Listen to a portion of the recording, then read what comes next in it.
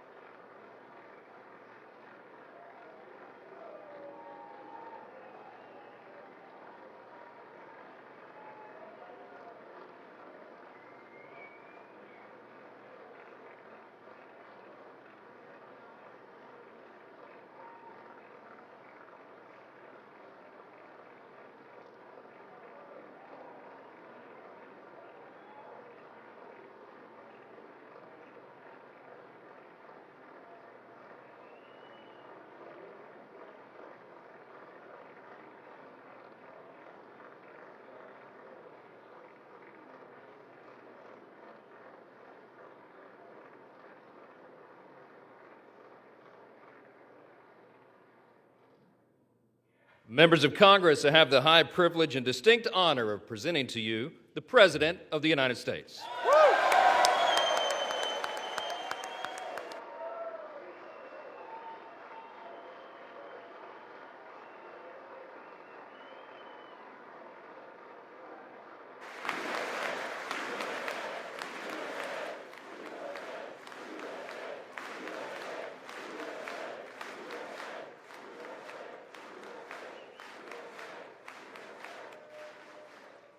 Well, thank you very much, everybody. It's really an honor.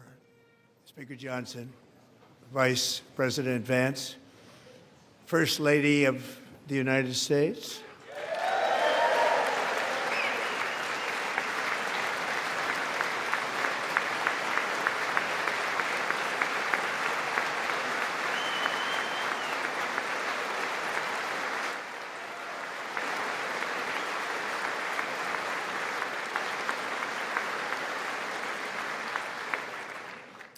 Second Lady of the United States,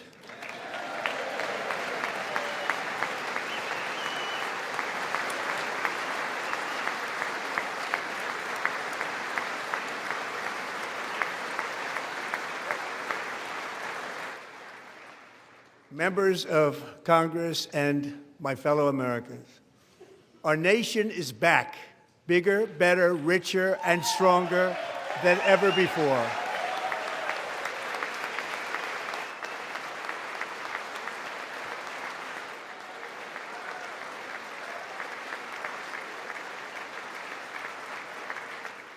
Less than 5 months from now, our country will celebrate an epic milestone in American history, the 250th anniversary of our glorious American independence. This July 4th, we will mark 2.5 centuries of liberty and triumph, progress and freedom in the most incredible and exceptional nation ever to exist on the face of the earth. And you've seen nothing yet. We're going to do better and better and better. This is the golden age of America.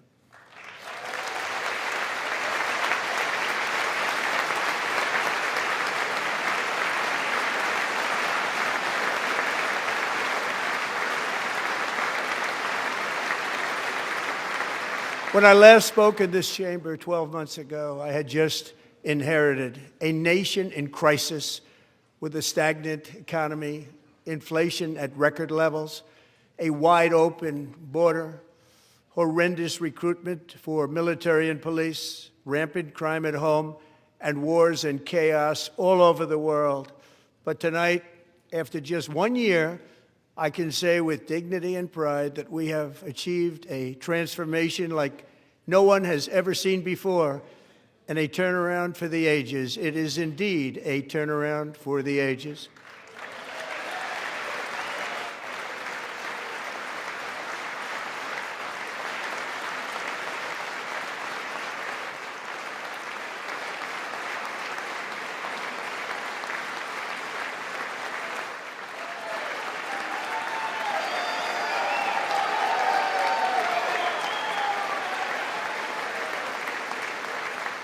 And we will never go back to where we were just a very short time ago. We're not going back. Today, our border is secure.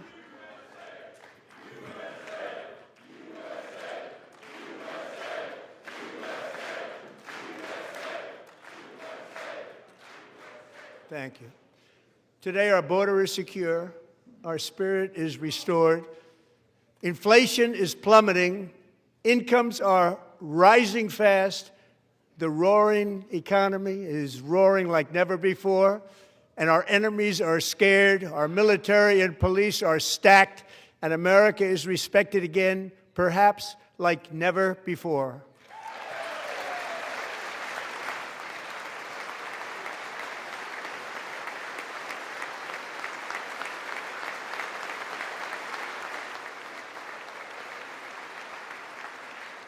After 4 years in which millions and millions of illegal aliens poured across our borders, totally unvetted and unchecked, we now have the strongest and most secure border in American history by far.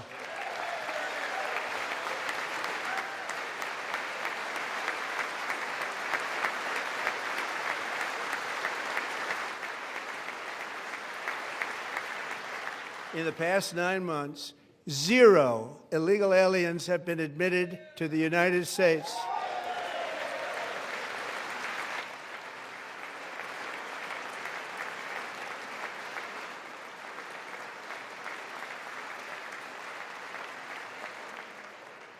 But we will always allow people to come in legally, people that will love our country and will work hard to maintain our country.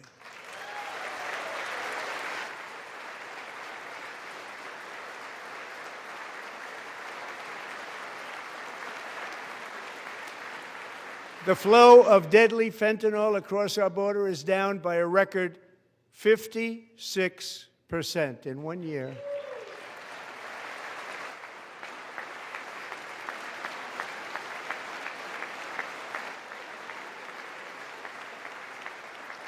And last year, the murder rate saw its single largest decline in recorded history. This is the biggest decline, think of it, in recorded history, the lowest number in over 125 years, year 1900. In fact, substantially before my wonderful father, I had a wonderful father, Fred, before he was born, substantially before he was born. That's a long time ago. He wouldn't like me to say that, but that's a long time ago.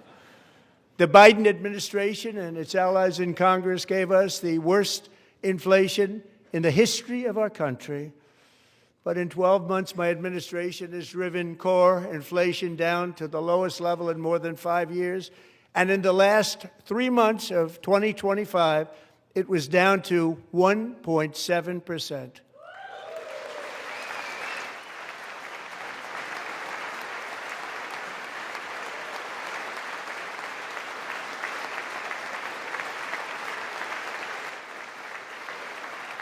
Gasoline, which reached a peak of over $6 a gallon in some states under my predecessor, it was quite honestly a disaster, is now below $2.30 a gallon in most states, and in some places, $1.99 a gallon. And when I visited the great state of Iowa just a few weeks ago, I even saw $1.85 a gallon for gasoline.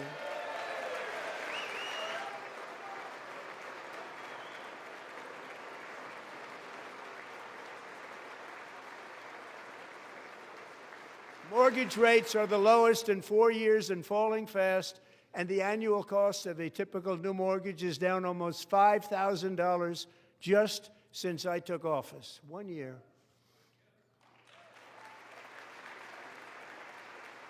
And low interest rates will solve the Biden-created housing problem while at the same time protecting the values of those people who already own a house that really feel rich for the first time in their lives. We want to protect those values. We want to keep those values up. We're going to do both. And we are going to keep it that way. The stock market has set 53 all-time record highs since the election. Think of that, 1 year. Boosting pensions, 401ks, and retirement accounts for the millions and millions of Americans. They're all gaining. Everybody's up, way up. In 4 long years, the last administration got less than $1 trillion in new investment in the United States. And when I say less, substantially less. In 12 months, I secured commitments for more than $18 trillion pouring in from all over the globe.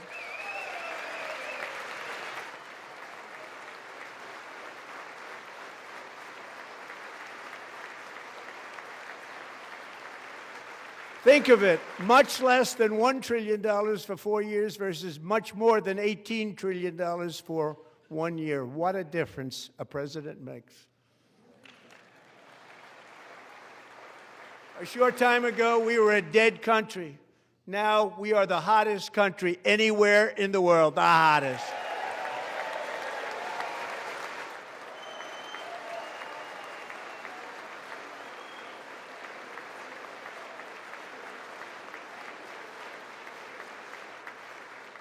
As thousands of new businesses are forming in factories, plants, and laboratories are being built, we have added 70,000 new construction jobs in just a very short period of time. It's getting bigger and bigger and stronger. Nobody can believe what they're watching. American oil production is up by more than 600,000 barrels a day, and we just received from our new friend and partner, Venezuela, more than 80 million barrels of oil.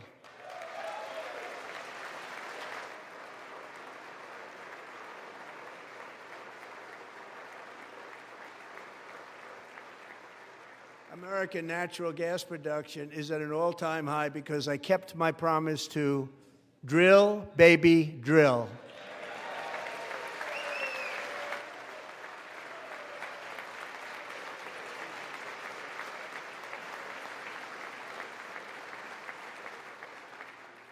More Americans are working today than at any time in the history of our country. Think about that. Any time in the history of our country, more working today.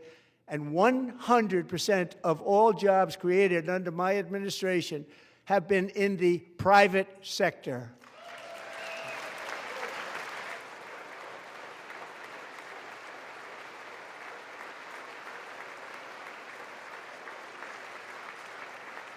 We ended DEI in America.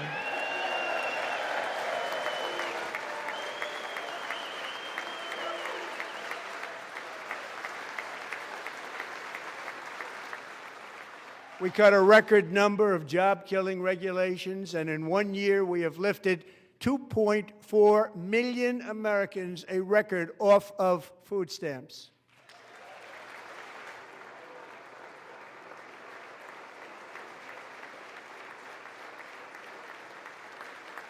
And for all of these reasons, I say tonight, members of Congress, the state of our union is strong.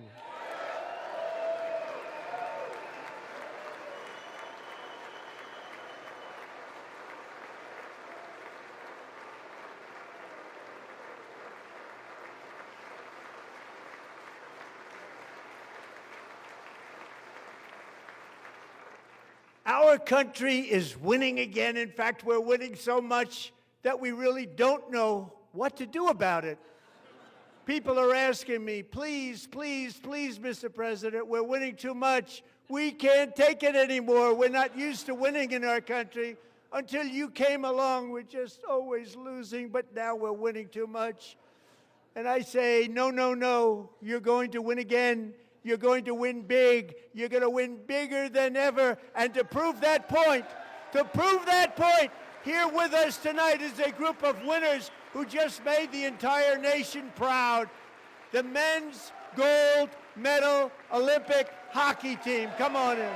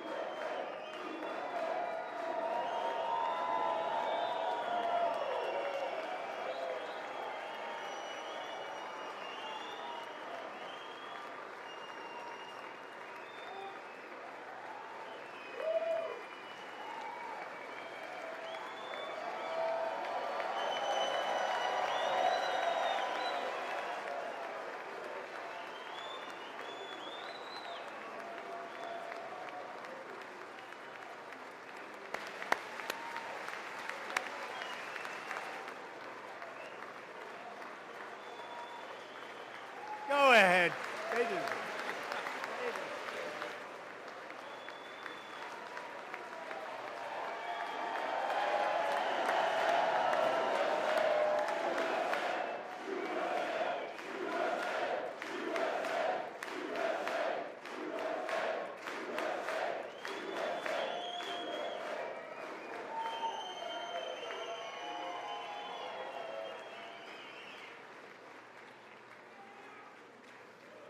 That's the first time I've ever seen them get up. And actually, not all of them did get up. But they beat a fantastic Canadian team in overtime, as everybody saw, as did the American women who will soon be coming to the White House.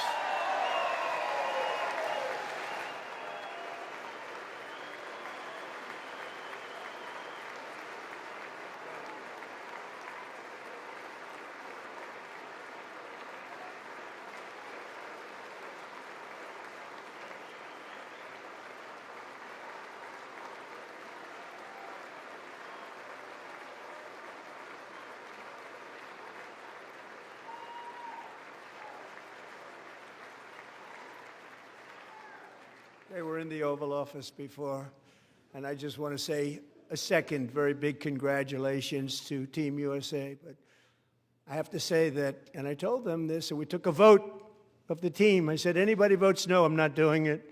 So they stood there, and they weren't about to say no, because I've never seen a goaltender play as well as goalie Connor Hellebuck.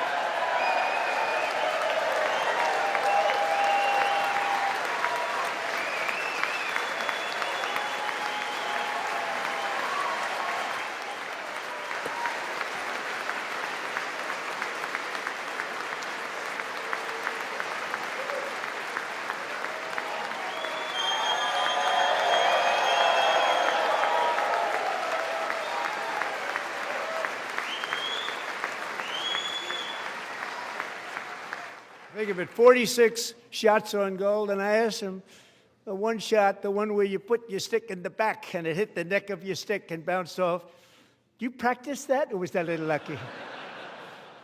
He refused to answer that question. But I just want to tell you that the members of this great hockey squad will be very happy to hear, based on their vote and my vote, and in this case my vote was more important, that I will soon be presenting Connor with our highest civilian honor, which we will be given and which has been given to many athletes over the years. But when I say many, not too many, like 12, it's called the highest civilian honor in our country, the Presidential Medal of Freedom.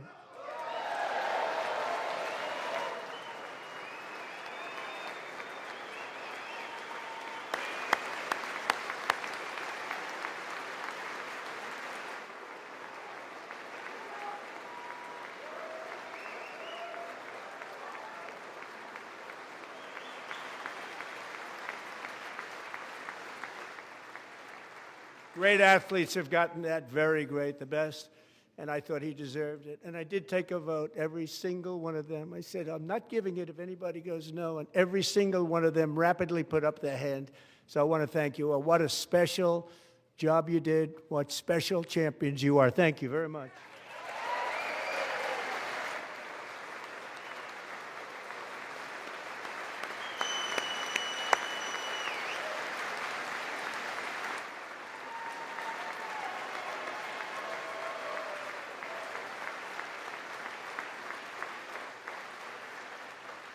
I'm also pleased to say that the next time the Olympic torch is lit, it will be here in America for the 2028 Olympics, and it's the summer version right in Los Angeles. We're going to do a good job in Los Angeles.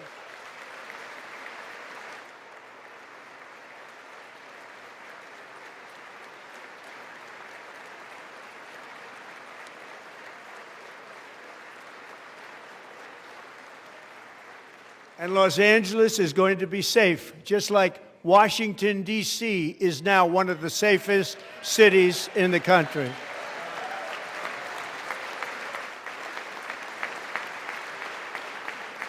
And this year, and I must say I got them both. I got them in my first term, and I was disappointed because I didn't think I'd be the president when this happened. But strange things took place.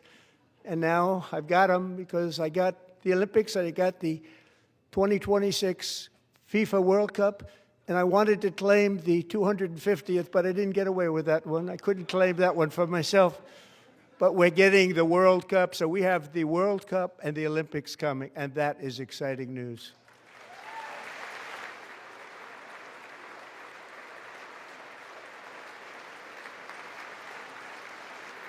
So this will be a year to celebrate our country and the heroes who have kept it free. Men like Buddy Taggart.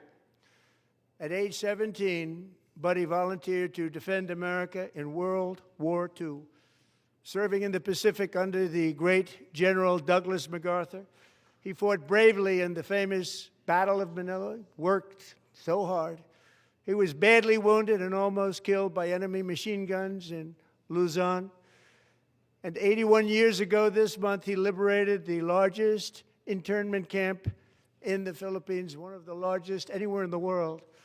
Buddy earned many honors, including a Purple Heart and a Bronze Star, came home, started a family, and tonight he is in the gallery looking forward to July 4th, 2026, his 100th birthday.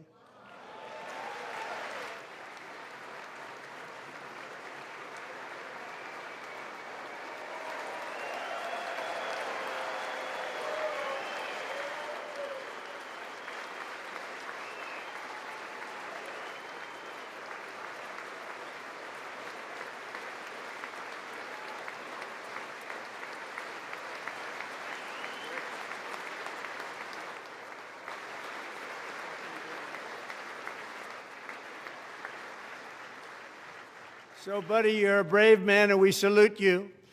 Even in times of challenge, setback, and immense heartache, the spirit of 1776 has always shone through very brightly. It was July 4th of last year when floodwaters tore through a girls' summer camp in Central Texas, one of the worst things I've ever seen. I was there, rising 26 feet in the matter of minutes, tragically claiming many, many lives. You all remember that one. As the waters threatened to sweep her away, 11-year-old Millie Kate McClelland closed her eyes and prayed to God. She thought she was going to die. Those prayers were answered when Coast Guard rescue swimmer Scott Ruskin descended from a helicopter above. Nobody knew where he came from. It was Scott's first ever rescue mission, a young guy, but very brave, very, very top, always top in his class. And he lifted not just Millie Kate, but 164 others to safety.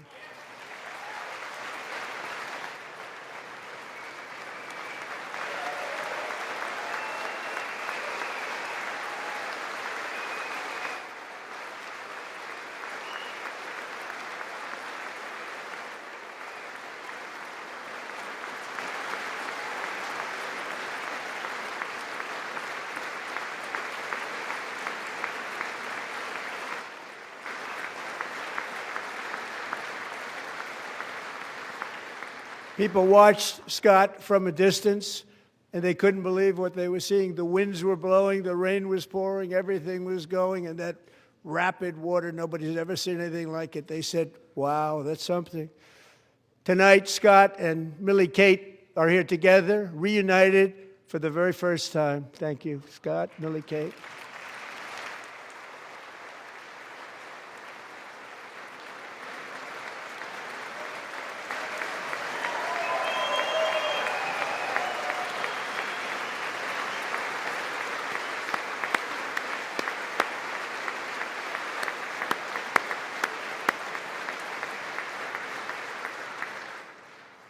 And Petty Officer Ruskin, I'm pleased to inform you that I am now awarding you the Legion of Merit for extraordinary heroism, which is what it was, extraordinary heroism. Thank you.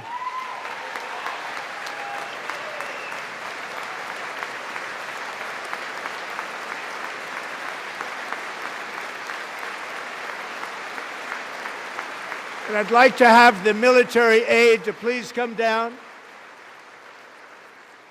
and take care of the service. Military aide, thank you very much. Take care of that very important service. Thank you very much. From 1776 to today, every generation of Americans has stepped forward to defend life, liberty, and the pursuit of happiness. And they're really doing it for the next generation. But now it's our turn. Together we're building a nation where every child has the chance to reach higher and go further, where government answers to the people, not the powerful, and where the interests of hardworking American citizens are always our first and ultimate concern. That is the debt we owe to the heroes who came before us, and that is the promise we must keep to America for our 250th year.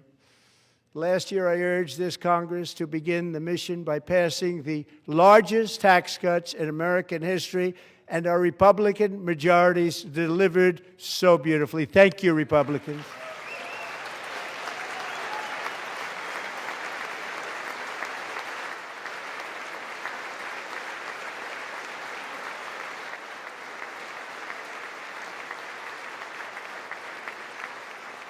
All Democrats, every single one of them, voted against these really important and very necessary massive tax cuts.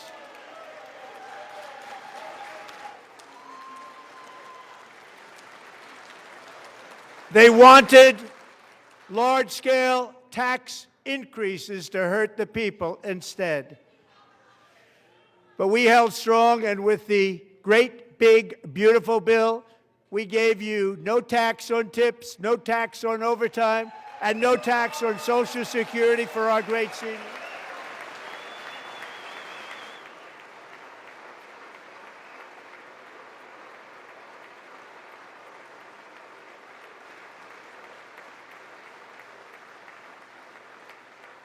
And we also made interest on auto loans tax deductible the first time, but only if the car is made in America.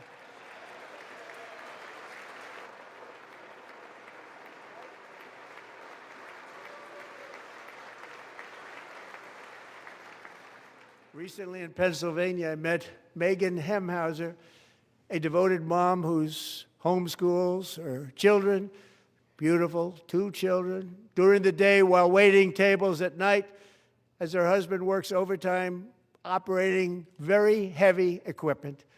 Megan is here this evening, and she's happy to tell you that she is so much richer because with no tax on tips, no tax on overtime, and our expanded child tax credit done again by Republicans, Megan and her husband will take home more than $5,000 extra just for the year, cutting her tax bill in more than half.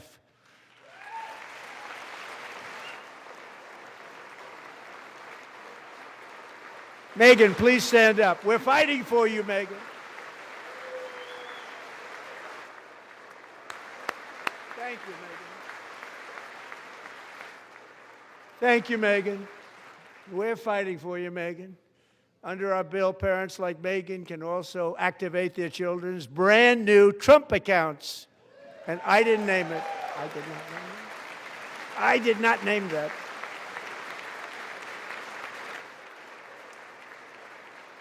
Nobody believes me, but I did not name it. It was named by a very tall man sitting right there in the third row. Nice man, a good man. Tax-free investment accounts for every American child. This is something that's so special and has taken off and gone through the roof.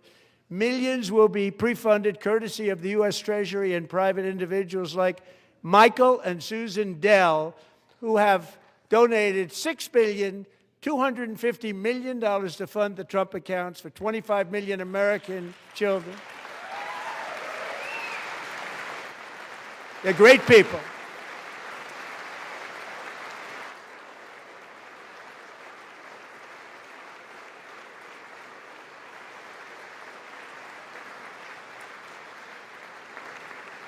You know, I asked Michael Dell, how do you make all that money? He said, well, I just sat on my dorm in school, and I made computers, and I'd sell them to people, and I just kept selling and selling and selling, and pretty amazing story. That's called the American dream. He sold a lot of computers, a lot of those laptops, so I congratulate him on that, but I really thank him and Susan, as well as others like Brad Gerstner, a very tremendous guy. He was behind it right from the beginning. Brad Gerstner. Thank you, Brad.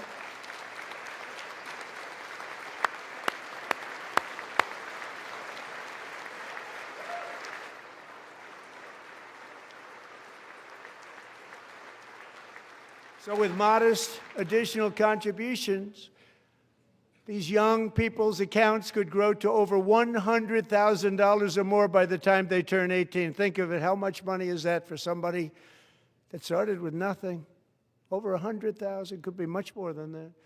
To make this investment in our children's future, go to trumpaccounts.gov, trumpaccounts.gov. And a lot of people are doing it. It's setting every record in the book. It's popular. They knew what it was going to take. I'm so proud of them. I'm so proud of the people that got it started. And now it's just taken off. One of the primary reasons for our country's stunning economic turnaround, the biggest in history, where the Dow Jones broke 50,000 4 years ahead of schedule, and the S&P hit 7,000, where it wasn't supposed to do it for many years, were tariffs. I used these tariffs, took in hundreds of billions of dollars to make great deals for our country, both economically and on a national security basis. Everything was working well. Countries that were ripping us off for decades are now paying us hundreds of billions of dollars. They were ripping us so badly, you all know that. Everybody knows it. Even the Democrats know it. They just don't want to say it.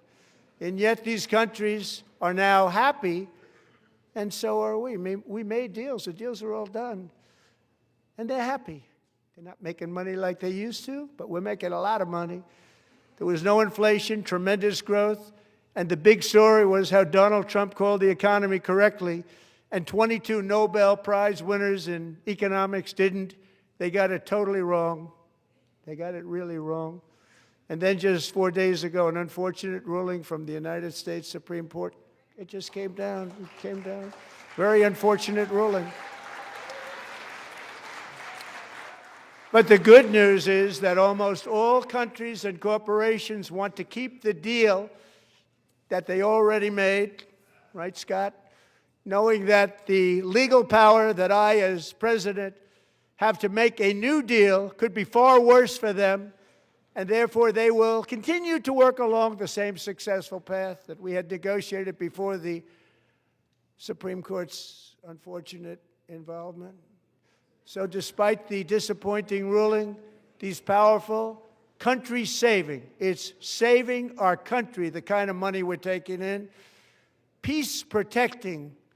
Many of the wars I settled was because of the threat of tariffs. I wouldn't have been able to settle them without. Will remain in place under fully approved and tested alternative legal statutes. And they have been tested for a long time. They're a little more complex, but they're actually probably better, leading to a solution that will be even stronger than before. Congressional action will not be necessary. It's already time-tested and approved. And as time goes by, I believe the tariffs paid for by foreign countries will, like in the past, substantially replace the modern-day system of income tax, taking a great financial burden off the people that I love.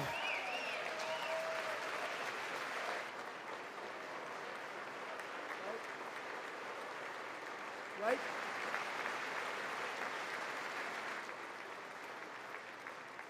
Moving forward, factories, jobs, investment, and trillions of dollars will continue pouring into the United States of America because we finally have a president who puts America first. I put America first.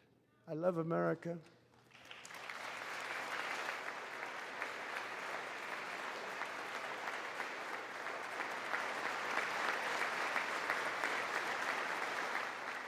For decades before I came along, we had the exact opposite.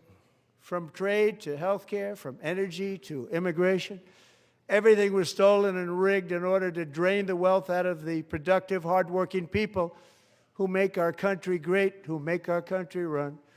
Under Biden and his corrupt partners in Congress and beyond, it reached a breaking point with the Green New scam, open borders for everyone. They poured in by the millions and millions from prisons, from mental institutions. They were murderers, 11,888 murders. They came into our country. You allowed that to happen. And record-setting inflation that cost the typical family $34,000 in just a speck of time. Now the same people in this chamber who voted for those disasters suddenly used the word affordability, a word. They just used it. Somebody gave it to them, knowing full well that they caused and created the increased prices that all of our citizens had to endure. You caused that problem. You caused that problem.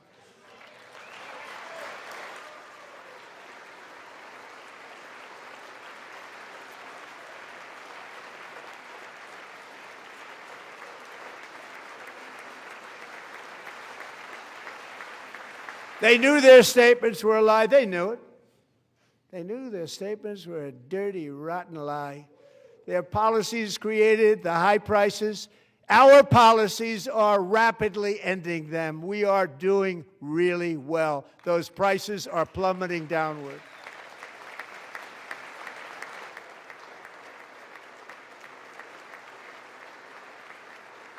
The price of eggs is down 60%, Madam Secretary. Thank you. The cost of chicken, butter, fruit, hotels, automobiles, rent is lower today than when I took office by a lot. And even beef, which was very high, is starting to come down significantly. Just hold on a little while. We're getting it down. And soon you will see numbers that few people would think were possible to achieve just a short time ago. Nobody can believe when they see the kind of numbers, and especially energy, when they see energy going down to numbers like that, they cannot believe it. It's like another big tax cut. I'm also confronting one of the biggest ripoffs of our times, the crushing cost of health care caused by you. Since the passage of the Unaffordable Care Act, sometimes referred to as Obamacare, big insurance companies have gotten rich. It was meant for the insurance companies, not for the people. With our government giving them hundreds and hundreds of billions of dollars a year as their stock prices soared 1,000, 1,200, 1,400, and even 1,700%, like nothing else. That's why I introduced the great health care plan. I want to stop all payments to big insurance companies and instead give that money directly to the people so they can buy their own health care, which will be better health care at a much lower cost.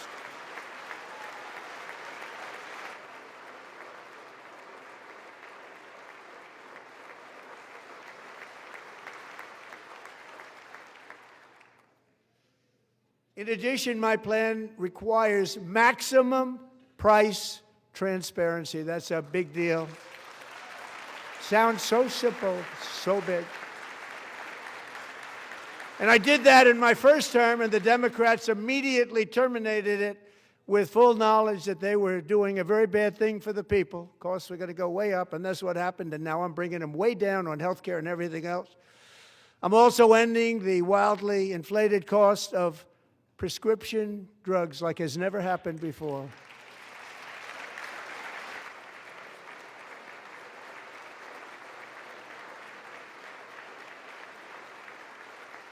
Other presidents tried to do it, but they never could. They tried. Most didn't try, actually.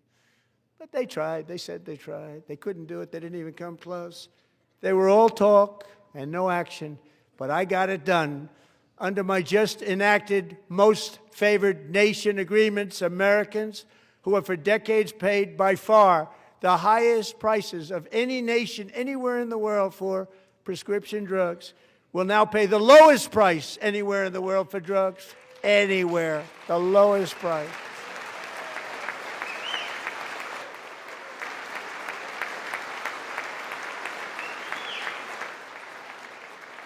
So in my first year of the second term, should be my third term, but strange things happen. I took prescription drugs, a very big part of health care, from the highest price in the entire world to the lowest. That's a big achievement. The result is price differences of 300, 400, 500, 600% and more, all available right now at a new website called TrumpRx.gov. And I didn't name that one either, by the way.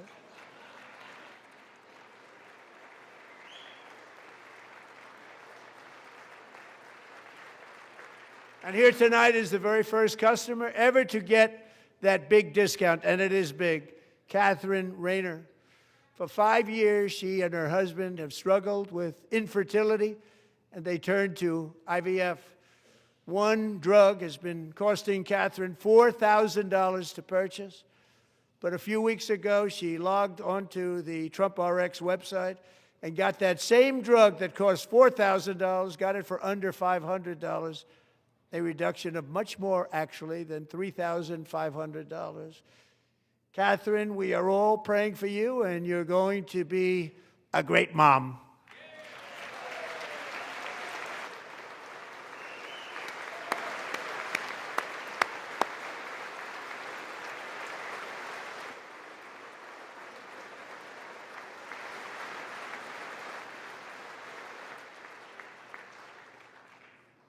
So now I'm calling on Congress to codify my most favored nation program into law. Now, the one thing, I'm not sure it matters because it's going to be very hard for somebody that comes along after me to say, let's raise drug prices by 700 or 800%. But John and Mike, if you don't mind, codify it anyway. They may do it. Codify it anyway. Thank you. Many Americans are also concerned that energy demand from AI data centers could unfairly drive up their electric utility bills. Tonight, I'm pleased to announce that I have negotiated the new Ratepayer Protection Pledge. You know what that is? We're telling the major tech companies that they have the obligation to provide for their own power needs. They can build their own power plants as part of their factory so that no one's prices will go up. And in many cases, prices of electricity will go down for the community and very substantially down. This is a unique strategy never used in this country before. We have an old grid. It could never handle the kind of numbers, the amount of electricity that's needed. So I'm telling them they can build their own plant. They're going to produce their own electricity. It will ensure the company's ability to get electricity while at the same time lowering prices of electricity for you, and could be very substantial for all of you cities and towns. You're going to see some good things happen over the next number of years. Another pillar of the American dream that has been under attack is home ownership. With us tonight is Rachel Wiggins, a mom of two from Houston. She placed bids on 20 homes and lost all of those bids to gigantic investment firms that bypassed inspection, paid all cash, and turned those houses into rentals, stealing away her American dream. She was devastated. Stories like this are why last month I signed executive order to ban large Wall Street investment firms from buying up in the thousands single-family homes.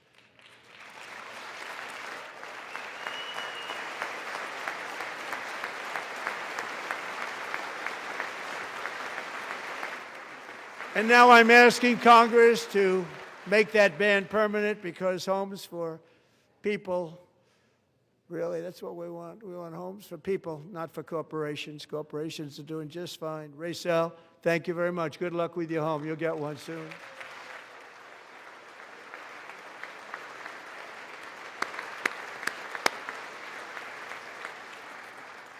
We're also working to make it easier for Americans to save for retirement. And under this administration, we will always protect Social Security and Medicare. They are not protecting it for our seniors. We will always protect Social Security, Medicare, Medicaid.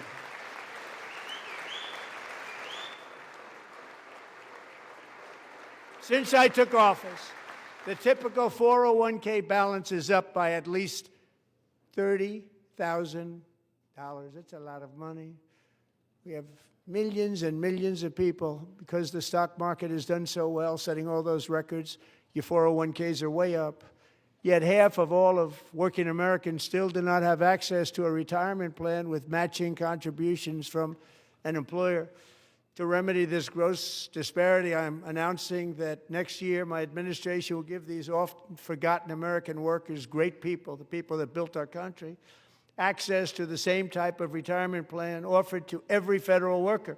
We will match your contribution with up to $1,000 each year.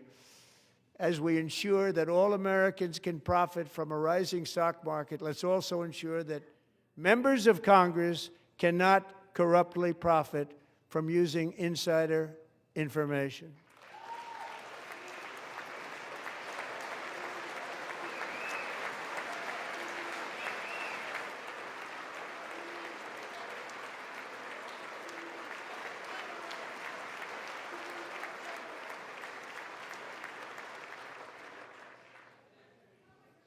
They stood up for that. I can't believe it. I can't believe it. Did Nancy Pelosi stand up if she's here? Doubt it. Pass the Stop Insider Trading Act without delay.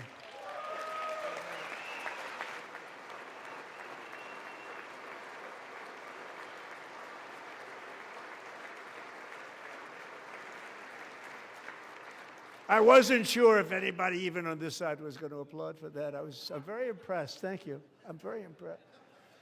But when it comes to the corruption that is plundering, it's plundering America. There's been no more stunning example than Minnesota, where members of the Somali community have pillaged an estimated $19 billion from the American taxpayer. Oh, we have all the information. And in actuality, the number is much higher than that. And California, Massachusetts, Maine, and many other states are even worse. This is the kind of corruption that shreds the fabric of a nation, and we are working on it like you wouldn't believe. So tonight, although started 4 months ago, I am officially announcing the war on fraud to be led by our great Vice President, J.D. Vance.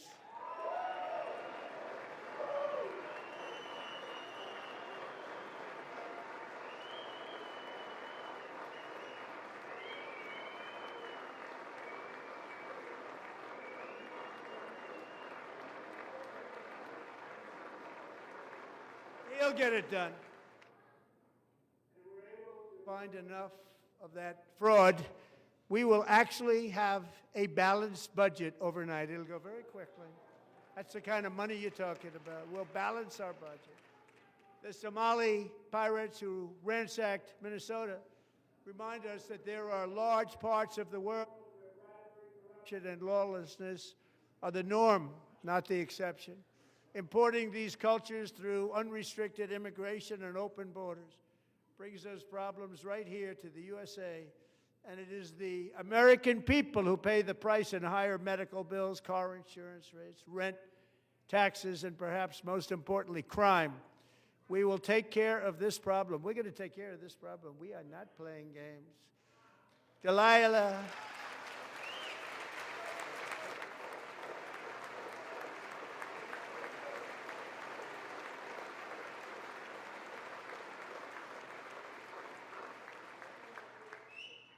Delilah Coleman was only 5 years old in June 2024 when an 18-wheel tractor trailer plowed into her stopped car traveling at 60 miles an hour or more.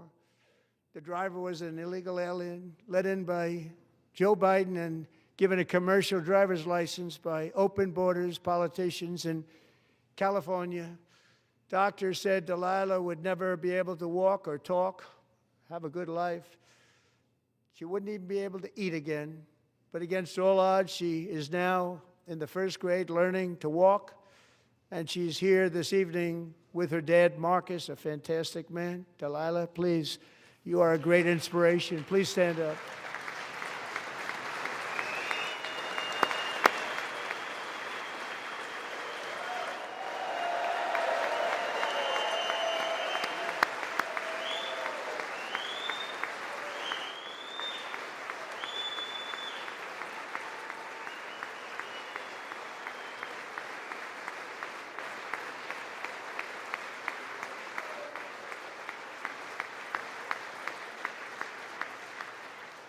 Thank you, Delilah.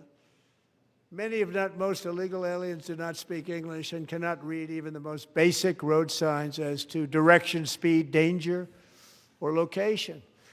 That's why tonight I'm calling on Congress to pass what we will call the Delilah Law, barring any state from granting commercial driver's licenses to illegal aliens.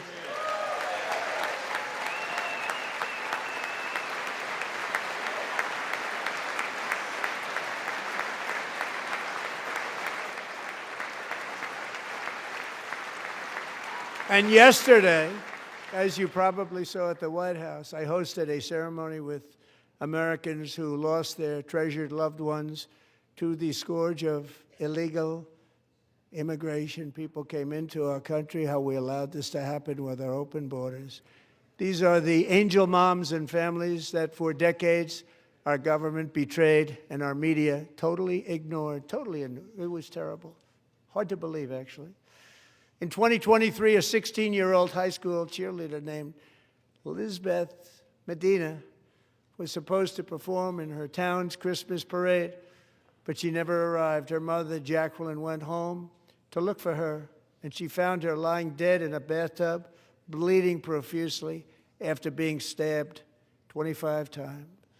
Lizbeth's killer was a previously arrested illegal alien who had broken in and brutally extinguished the brightest light in her family's life, violently and viciously.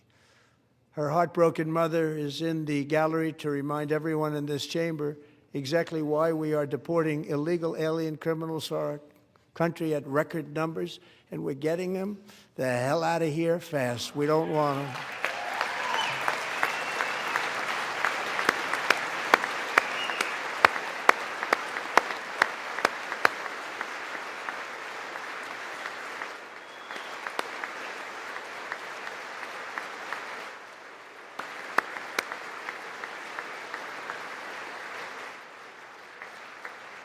Thank you very much, Jacqueline. Thank you. We can never forget that many in this room not only allowed the border invasion to happen before I got involved, but indeed they would do it all over again if they ever had the chance. If they ever got elected, they would open up those borders to some of the worst criminals anywhere in the world. The only thing standing between Americans and a wide open border right now is President Donald J. Trump and our great Republican patriots in Congress. Thank you. Thank you.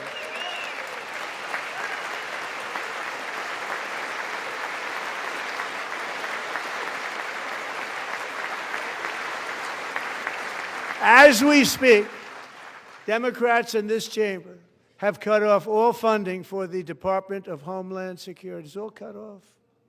It's all cut off. They have instituted another Democrat shutdown, the first one costing us 2 points on GDP. 2 points we lost on GDP, which probably made them quite happy, actually. Now they have closed the agency responsible for protecting Americans from terrorists and murderers. Tonight I'm demanding the full and immediate restoration of all funding for the border security, homeland security of the United States, and also for helping people clean up their snow. We have no money because of the Democrats, and it would be nice. We'd love to give you a hand at cleaning it up, but you gave no money.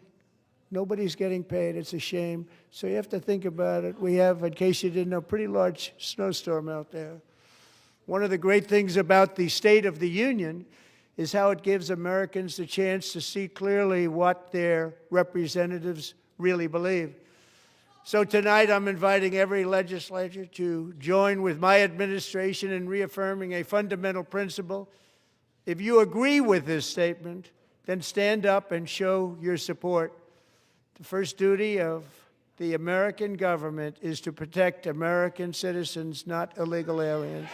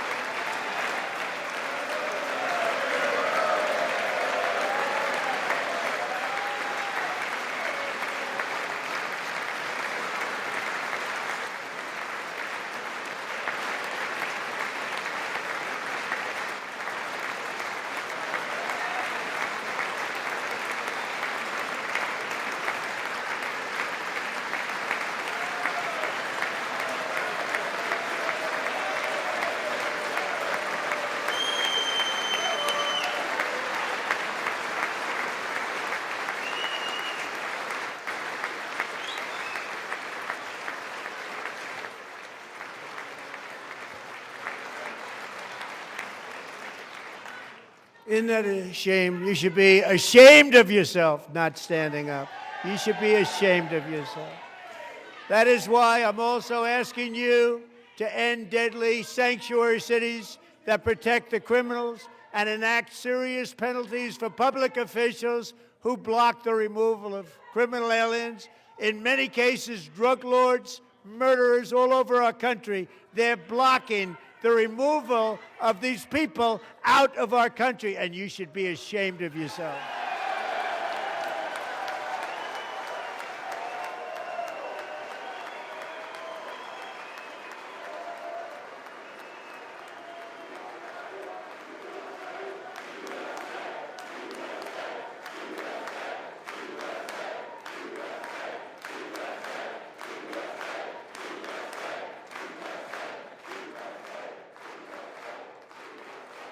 And perhaps most importantly, I'm asking you to approve the Save America Act.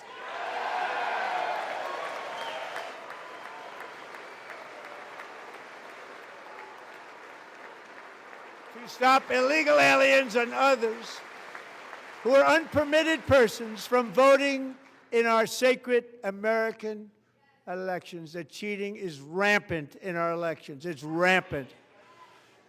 It's very simple. All voters must show voter ID.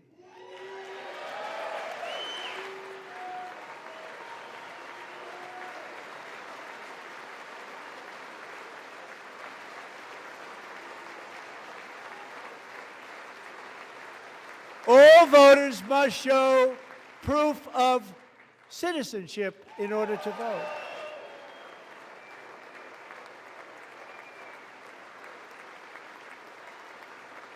And no more crooked mail-in ballots except for illness, disability, military, or travel.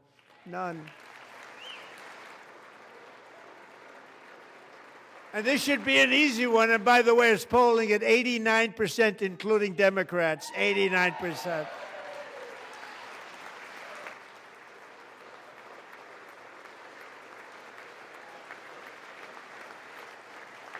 And even the new communist mayor of New York City, I think he's a nice guy, actually. Speak to him a lot. Bad policy, but nice guy. Just said they want people to shovel snow. They got hit hard. Wants them to shovel snow, but if you apply for that job, you need to show 2 original forms of ID and a Social Security card. Yet they don't want identification for the greatest privilege of them all, voting in America. No, it's no good. No good. Both Republicans and Democrats overwhelmingly agree on the policy that we just enunciated.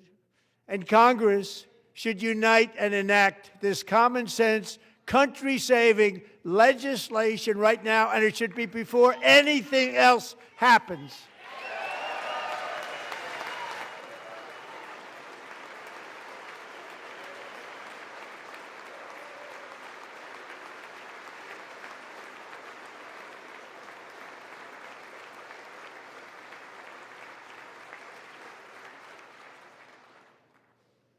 And the reason they don't want to do it, why would anybody not want voter ID? One reason, because they want to cheat. There's only one reason.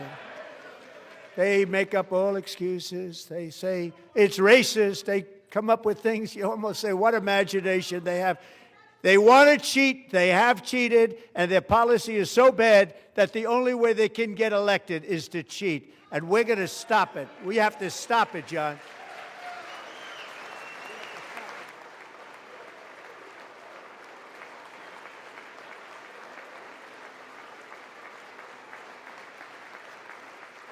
And here is one more opportunity to show common sense in government. In the gallery tonight are Sage Blair and her mother, Michelle. In 2021, Sage was 14 when school officials in Virginia sought to socially transition her to a new gender, treating her as a boy and hiding it from her parents. Hard to believe, isn't it? Before long, a confused Sage ran away from home after she was found in a horrific situation in Maryland A left-wing judge refused to return Sage to her parents because they did not immediately state that their daughter was their son. Sage was thrown into an all-boys state home and suffered terribly for a long time. But today, all of that is behind them because Sage is a proud and wonderful young woman with a full-ride scholarship to Liberty University. Sage and Michelle, please stand up.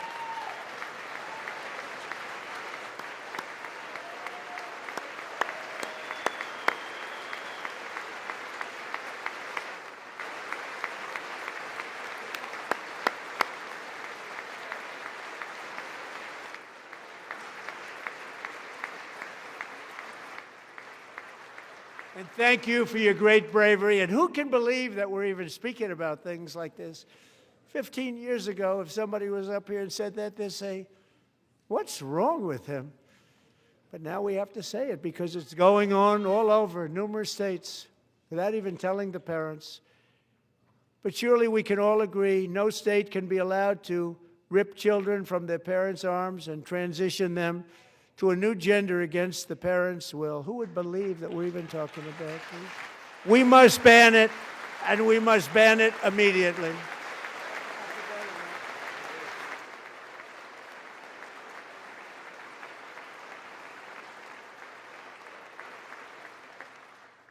Look, nobody stands up. These people are crazy, I'm telling you. They're crazy.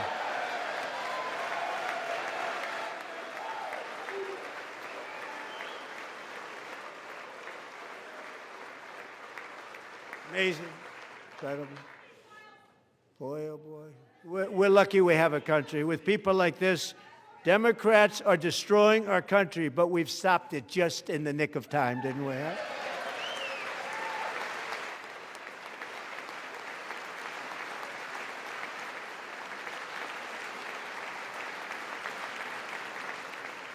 No one cares more about protecting America's youth than our wonderful First Lady, now a movie star. She's a movie star. Can you believe it? Who would have believed that? Over the past year, she has had an incredible impact championing AI legislation, advancing a landmark executive order on foster care, and helping secure $30 million to launch the Melania Trump Foster Youth to Independence Initiative. It's a tremendous, really a tremendous thing that happened and had a lot of bipartisan support. She gets much better bipartisan support than I do. I get none. She gets a lot. Someday you're going to have to tell me how you did that.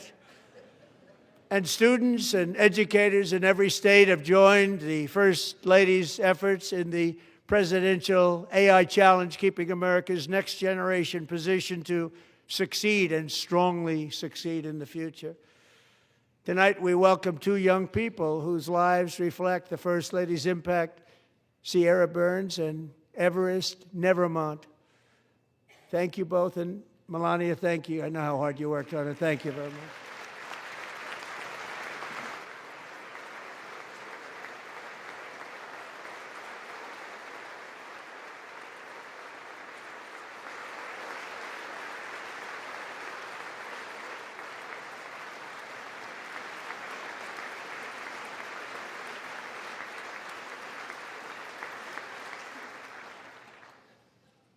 I'm very proud to say that during my time in office, both the first 4 years and in particular this last year, there has been a tremendous renewal in religion, faith, Christianity, and belief in God.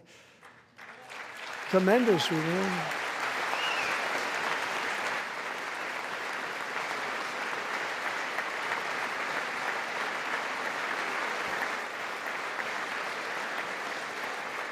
This is especially true among young people, and a big part of that had to do with my great friend, Charlie Kirk, a great guy, great man.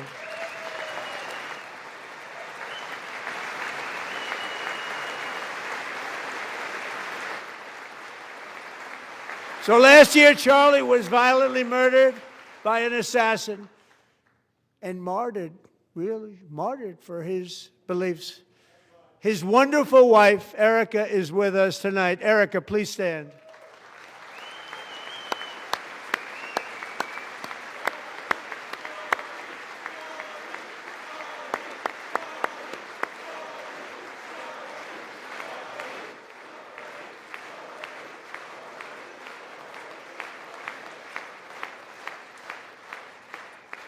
Thank you, Erica. Been through a lot. In Charlie's memory, we must all come together to reaffirm that America is one nation under God, and we must totally reject political violence of any kind.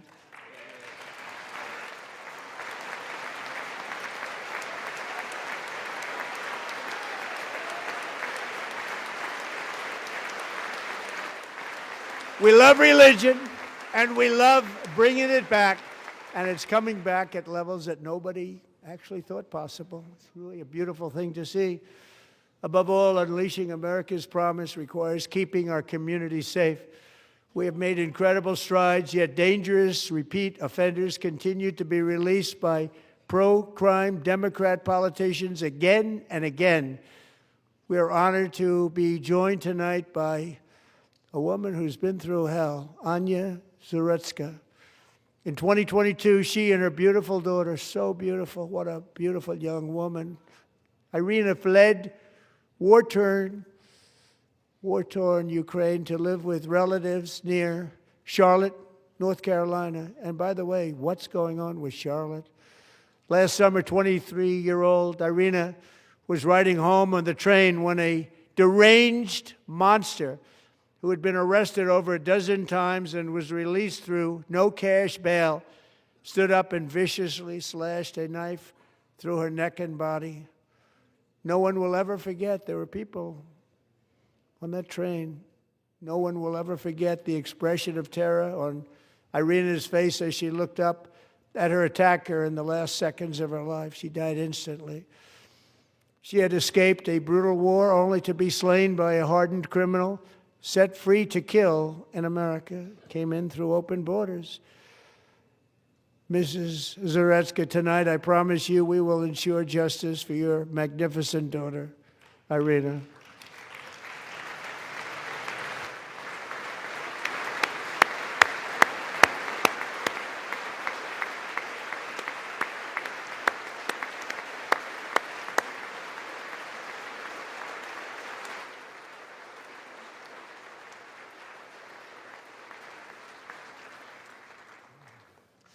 How do you not stand? How do you not stand? I'm asking this Congress to pass tough legislation to ensure that violent and dangerous repeat offenders are put behind bars, and importantly, that they stay there.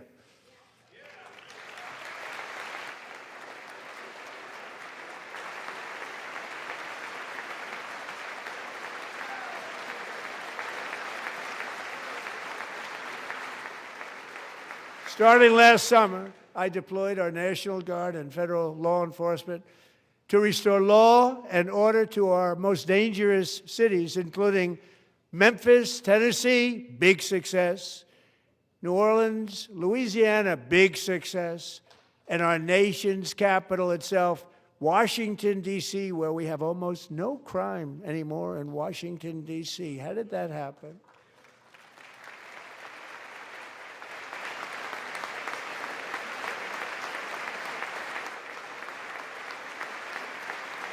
In fact, crime in Washington is now at the lowest level ever recorded, and murders in D.C. this January were down close to 100% from a year ago.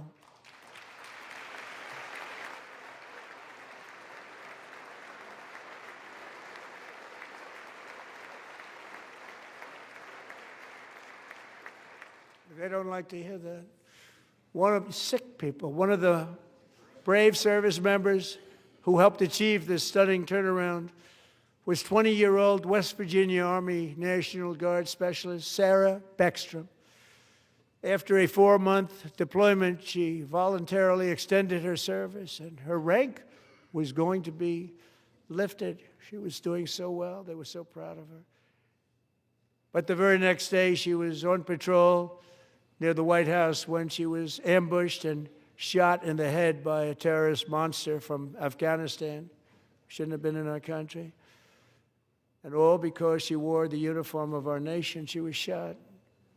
He traveled here because he didn't like people wearing our uniform. He was sick and deranged. Shouldn't have been in our country. Sarah Beckstrom died in order to defend our capital, and we are honored to be joined by her wonderful parents, Gary and Evalie. Your daughter was a true American patriot, and she will be greatly missed. She was a great person. I saw reports on her. They've never seen anything like it.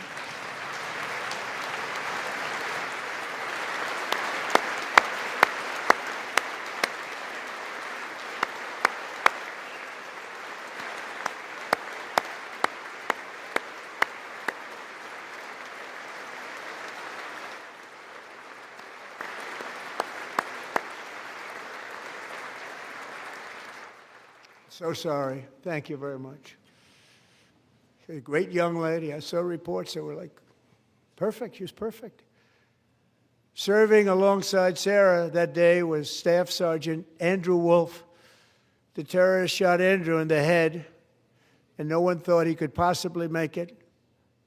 The two of them, Sarah and Andrew, both shot violently in the head. Neither was expected to make it. They weren't even given a chance, except his wonderful mother, named Melody, who I spoke to the same night, and she was so positive. The doctors thought that Andrew was gone, but his mother said, no, Mr. President, Andrew will be fine. He's going to make it. I've never seen anything like it. I mean, he was given almost no chance. She said, I have no doubt, sir, he's going to be okay. This was a conversation that I had with her that night, with her son laying helplessly in bed, blood all over. Everybody is praying, she said, sir, he will be okay. The doctors didn't understand what she was saying, and after looking at the results of the damage done, neither did I. She was so strong and conclusive that even Andrew's great father felt she didn't really understand the gravity of the situation. But she turned out to be right. Right, Melody? She turned out to be right.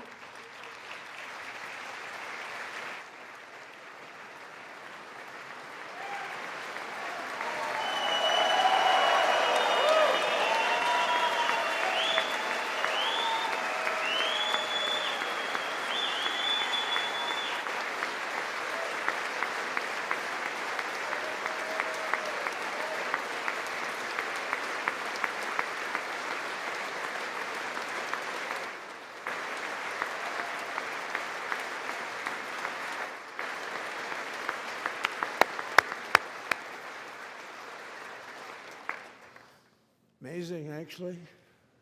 I said, where does this woman come from? She's the most positive person I've ever met. With God's help, Andrew has battled back from the edge of death, and we're talking about the edge of death, on his way to a miraculous recovery. He's got a little work to do, but he's doing great. Nice to see you. He's a good-looking guy. Nice to see you. Thanks, Andrew. Thank you very much.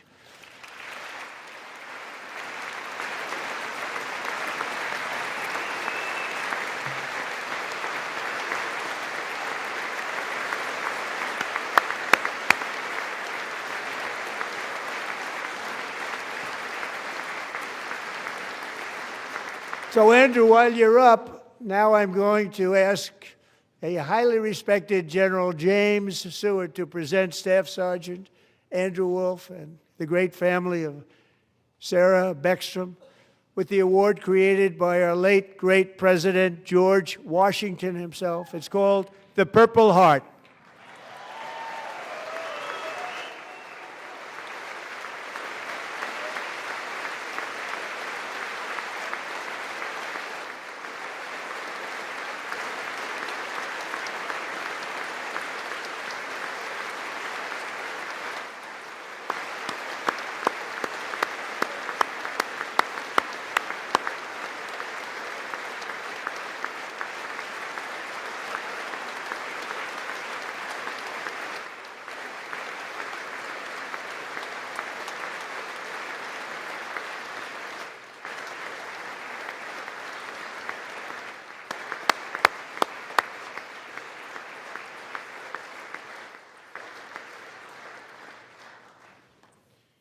We love you all. Love you. We're proudly restoring safety for Americans at home, and we are also restoring security for Americans abroad. Our country has never been stronger. My first 10 months, I ended 8 wars, including Cambodia. Isn't it funny? Sick people.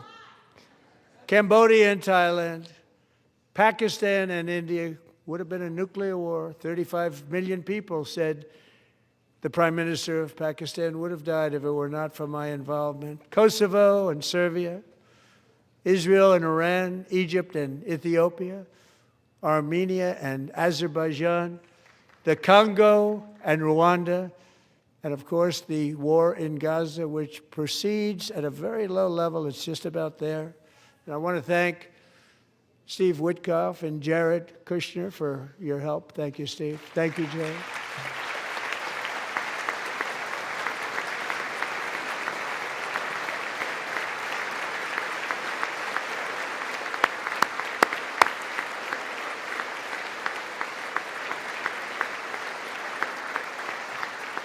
And I also want to thank the man they report to, Secretary of State Marco Rubio. Thank you, Marco.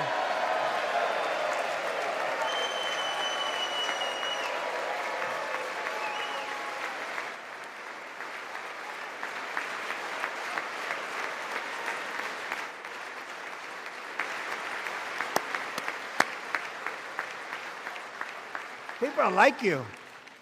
You know, Marco got 100% of the votes when he was in confirmation. I think our next one was about 54%. And some of the Democrats are now saying, I can't believe we approved that guy. And he said it's an honor that they feel that way, right, Marco? You have done a great job, great Secretary of State. I think he'll go down as the best ever.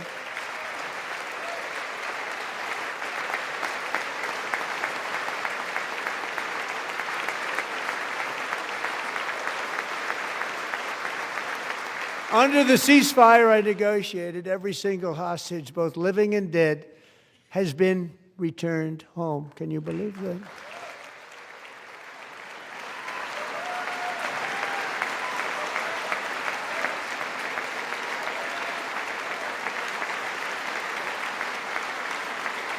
Nobody thought it was possible.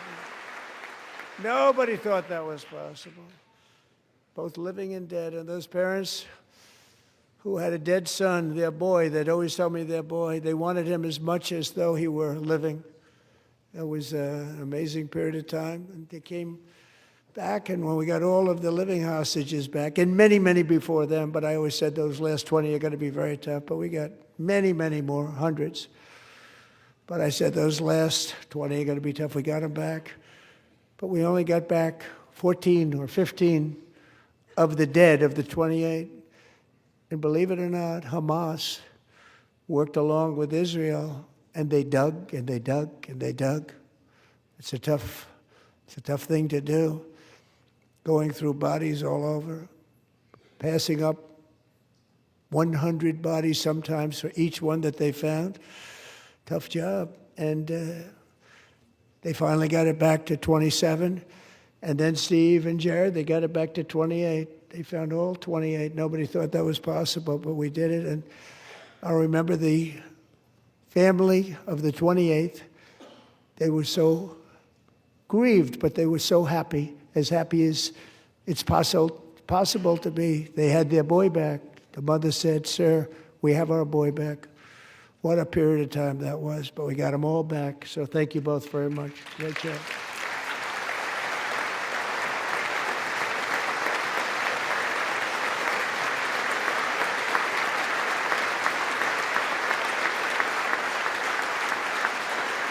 And we're working very hard to end the 9th war, the killing and slaughter between Russia and Ukraine, where 25,000 soldiers are dying each and every month. Think of that, 25,000 soldiers are dying a month.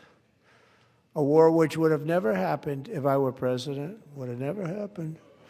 As president, I will make peace wherever I can, but I will never hesitate to confront threats to America wherever we must.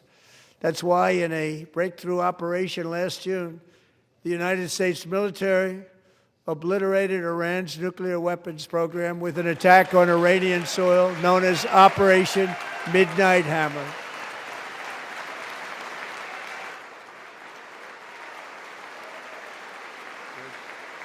Good.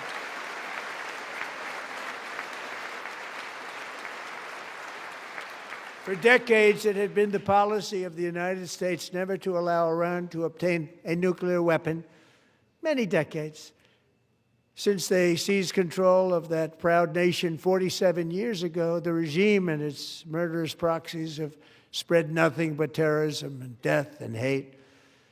They've killed and maimed thousands of American service members and hundreds of thousands and even millions of people with what's called roadside bombs. They were the kings of the roadside bomb. And we took out Soleimani. I did that during my first term. Had a huge impact. He was the father of the roadside bomb.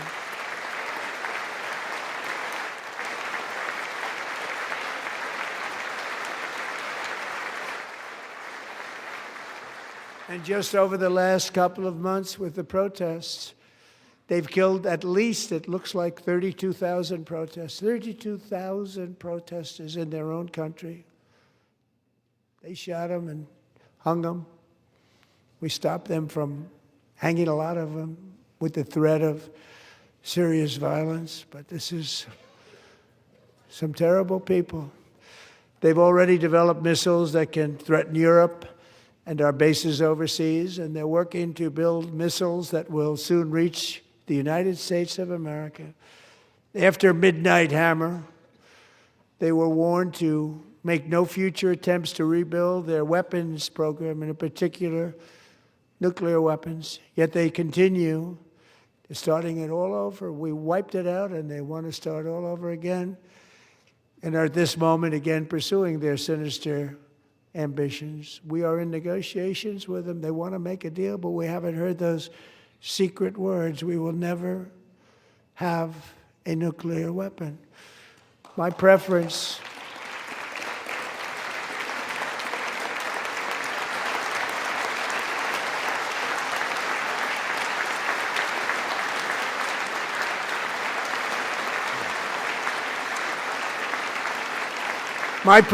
is to solve this problem through diplomacy. But one thing is certain, I will never allow the world's #1 sponsor of terror, which they are by far, to have a nuclear weapon. Can't let that happen.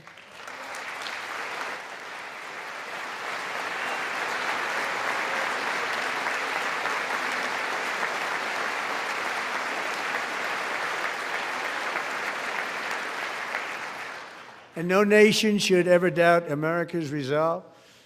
We have the most powerful military on earth. I rebuilt the military in my first term. We're going to continue to do so. Also, we just approved a $1 trillion budget. We have no choice. We have to be strong, because hopefully we will seldom have to use this great power that we built together. It's really called Peace Through Strength, and it's been very, very effective.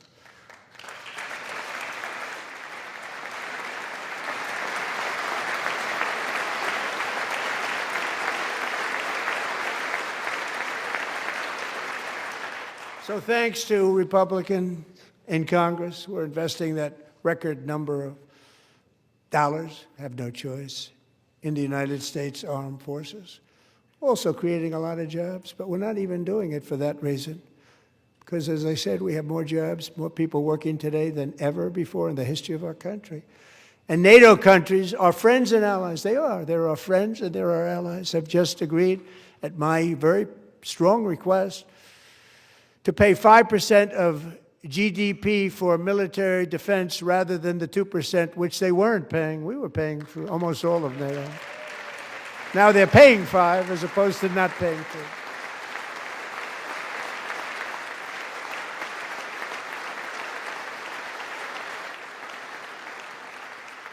And getting that 5% was something which everyone said would never be done, could not happen. We got it really easily with one meeting. And big difference between 2% that's not paid. We were paying the freight of many of them. Very few were paid up. Now 5%, then they're paid. And everything we send over to Ukraine is sent through NATO, and they pay us in full. They pay us totally in full. Every branch of our armed forces is setting records for recruitment. This is so exciting. and every service member recently.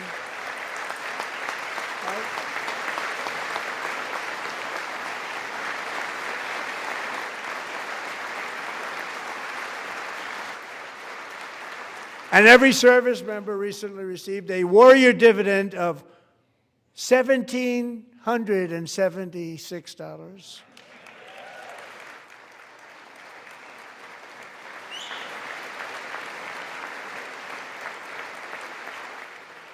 You know, they put it on my desk. We got the money from tariffs and other things, a lot of money we have. We have much more money than people understand. Have to rebuild that program a little bit, but it won't take long. But we got the money, and it was $1,775, and they wanted my approval.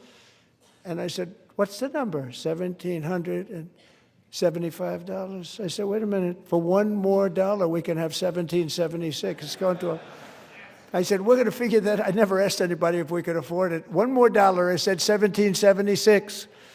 And I said, that's good. And I'll tell you what, our military, that was 4 months ago, our military, I never see a person in the military that doesn't thank me for it, so we're honored to do it. They deserve it. And we call it 1776. It was great. And we love our military. We love our law enforcement. We love our firemen. You know, the firemen don't get mentioned enough. We love our firemen. We're also...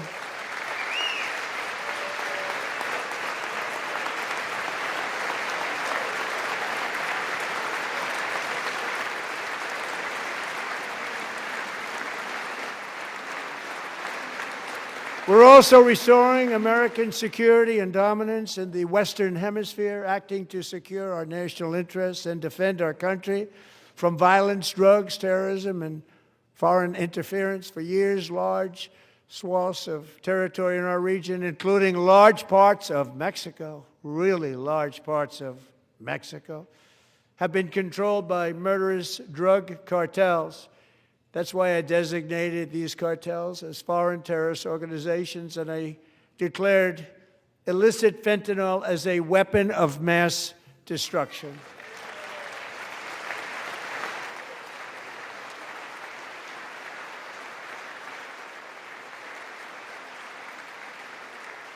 And with our new military campaign, we have stopped record amounts of drugs coming into our country and virtually stopped it completely coming in by water or sea. You probably noticed that. We very seriously damaged their fishing industry also. Nobody wants to go fishing anymore. We've also taken down one of the most sinister cartel kingpins of all. You saw that yesterday. In January,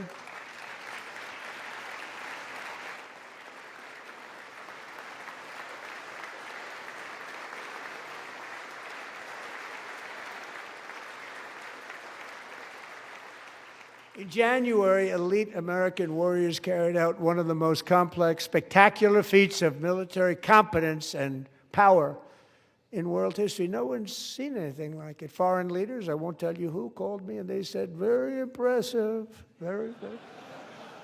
They couldn't believe, they all watched, they saw what happened. This is a different fighting force that we had years ago when we fought to tie. You know, it's a great fighting force. I'm so proud of it. Look at Space Force. Space Force is my baby, because we did that. My baby is becoming so important.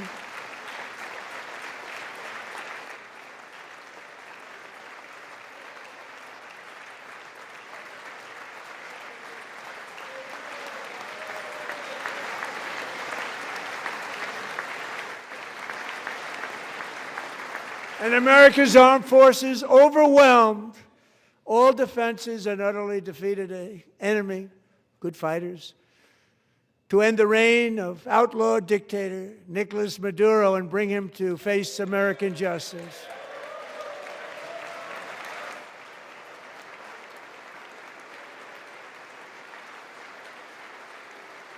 And this was an absolutely colossal victory for the security of the United States, and it also opens up a bright new beginning for the people of Venezuela. We're working closely with the new president of Venezuela, Delcy Rodriguez, to unleash extraordinary economic gains for both of our countries and to bring new hope to those who have suffered so terribly. They really did suffer. With us tonight is Alejandro Gonzalez. She grew up in a tight-knit Venezuelan family and was especially close to her beloved uncle Enrique.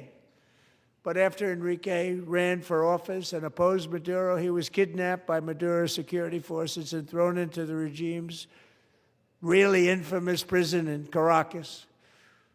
Alejandro feared she would never see her uncle again. She feared for her own life also. But since the raid, we have worked with the new leadership, and they have ordered the closure of that vile prison and released hundreds of political prisoners already, with more to come. Alejandro, I'm pleased to inform you that not only has your uncle been released, but he is here tonight. We brought him over to celebrate his freedom with you in person. Enrique, please come down.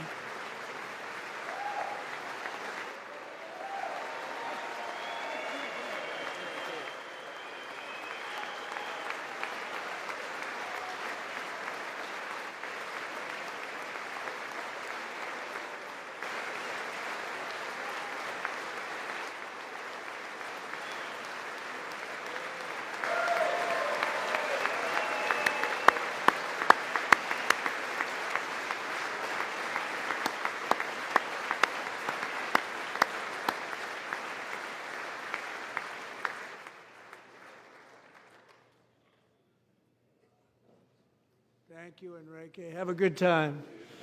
Nice to have you back, Enrique. There were many heroes on that January raid to capture Maduro, really great heroes. It was very dangerous. They knew we were coming. They were all set. But the deeds of one warrior that night will live forever in the eternal chronicles of military valor. Chief Warrant Officer 5, Eric Slover, planned the mission and was the flight lead in the cockpit of the first helicopter, a big, beautiful, powerful helicopter. It was a massive Chinook carrying, as you can imagine, many, many American warfighters. Wearing the dog tags his wife Amy had blessed with holy water before he left. She knew it was going to be a rough one.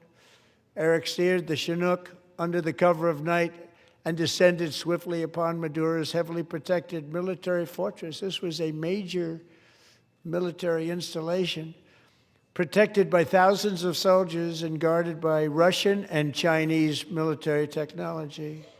How did that work out? Not too good. While preparing to land, enemy machine guns fired from every angle, and Eric was hit very badly in the leg and hip, one bullet after another. He absorbed 4 agonizing shots, shredding his leg into numerous pieces. And yet, despite the fact that the use of his legs was vital to successful helicopter flight, legs are the most important part of flying a helicopter, to deliver the many commandos who would capture and detain Maduro was the only thing Eric was thinking about. Then, even as he was gushing blood, which was flowing back down the aisle, helicopter lands at a steep angle. The machine gun stood right in front of him. They were right in front of him, 2 machine gunners who escaped the wrath of the previous planes. Eric maneuvered his helicopter with all of those lives and souls to face the enemy and let his gunners eliminate the threat. Turned the helicopter around so the gunners could take care of business, saving the lives of his fellow warriors from what could have been a catastrophic crash deep in enemy territory. Only after safely landing the helicopter with all the warriors aboard in the exact right spot, which was vital to the mission, we probably would have had to maybe cancel the mission if that didn't happen. Eric told his co-pilot, also wounded but not as gravely, to take over.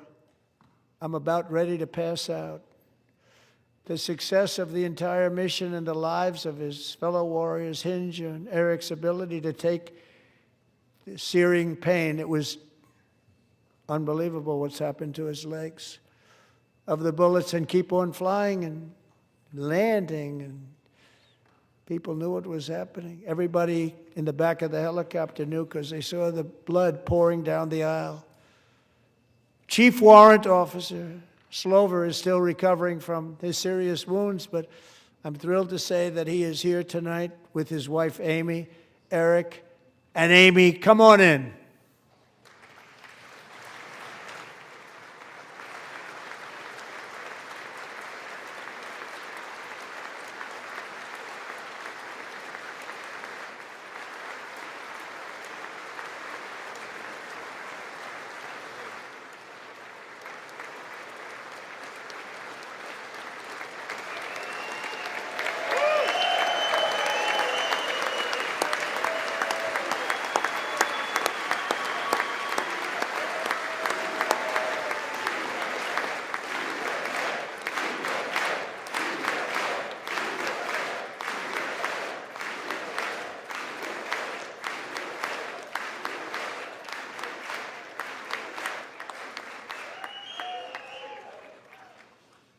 So we have a surprise for Eric and Amy. In recognition of Eric's actions above and beyond the call of duty, I would now like to ask General Jonathan Braga to present Chief Warrant Officer Slover with our nation's highest military award, the Congressional Medal of Honor.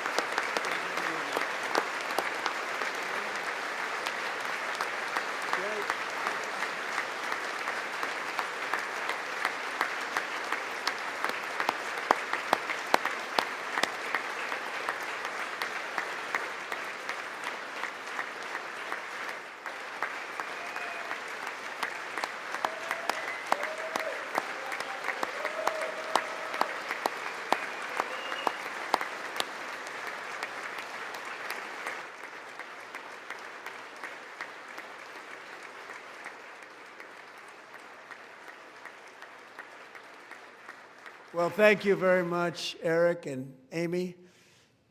Great to get to know you. I met with them and with a lot of their fellow warriors at Fort Bragg recently.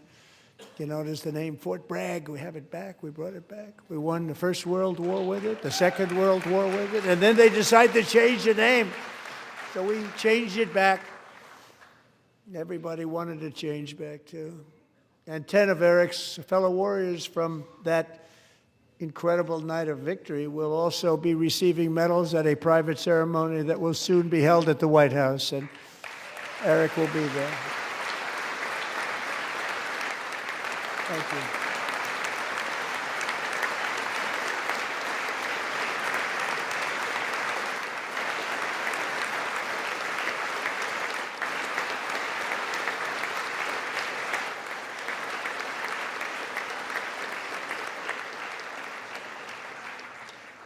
Thank you, Eric.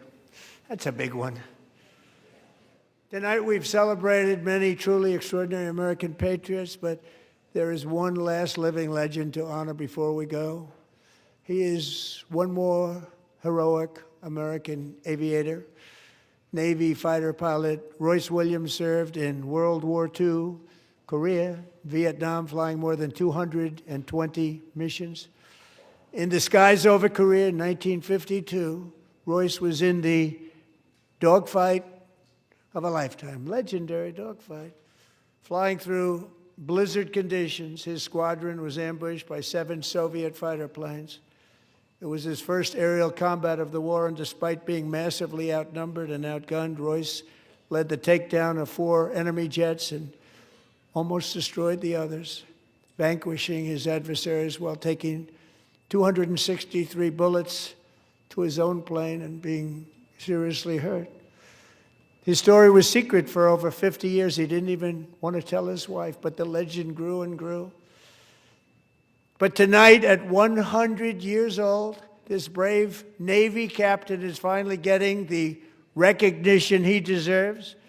He was a legend long before this evening. Royce, please stand up, and I will ask the First Lady of the United States to present Captain Royce Williams with his Congressional Medal of Honor.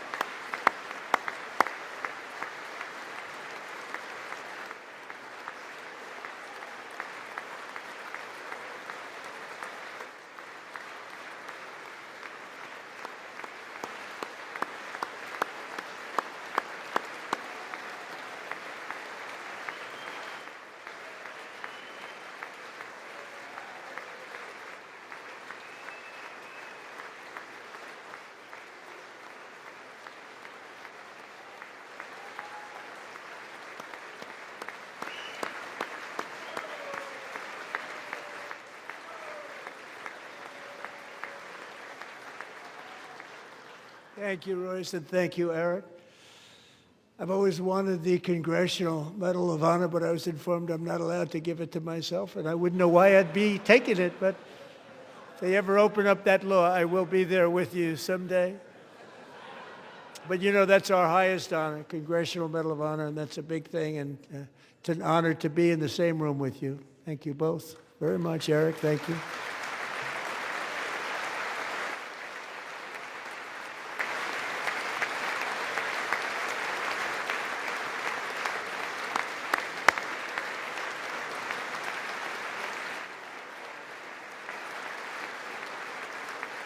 Thank you. 250 years is a long time in the life of a nation, but in another sense, it's really a mere moment in the eye of history. Two of the gentlemen we met in the gallery this evening took their first breaths 1 century ago, 100 years before that, on July 4th, 1826, the author of the Declaration of Independence, brilliant, Thomas Jefferson, drew his last breath. Just a single long human lifespan separates the giants who declared and won our independence from the heroes who stand among us tonight. Everything our nation has done, everything we have achieved, has been the work of those few great lifetimes. In those brief chapters, Americans built this nation from 13 humble colonies into the pinnacle of human civilization and human freedom, the strongest, wealthiest, most powerful, most successful nation in all of history. Americans ventured out across the daunting and dangerous continent. We carved paths through an unforgiving wilderness, settled a boundless frontier, and tamed the beautiful but very, very dangerous Wild West. From empty marshes and wide open plains, we raised up the world's greatest cities. Together, we mastered the world's mightiest industries and shattered history's monstrous tyrannies. And we liberated millions from the chains of fascism, communism, oppression, and terror. Americans lifted humanity into the skies on the wings of aluminum and steel, and then we launched mankind into the stars on rockets powered by sheer American will and unyielding American pride. We wired the globe with our ingenuity. We captivated the planet with American culture. And now we are pioneering the next great American breakthroughs that will change the entire world.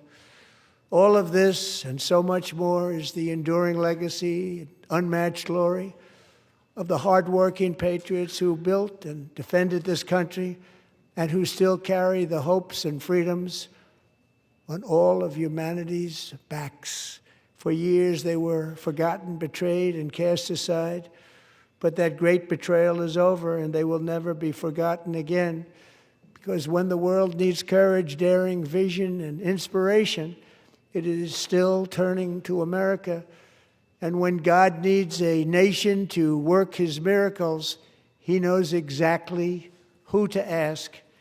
There is no challenge Americans cannot overcome, no frontier too vast for us to conquer, no dream too bold for us to chase, no horizon too distant for us to claim. For our destiny is written by the hand of providence, and these first 250 years were just the beginning.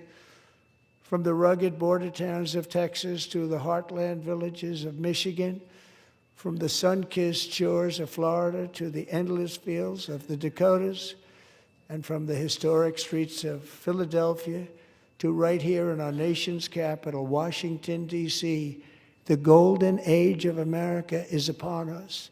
The revolution that began in 1776 has not ended.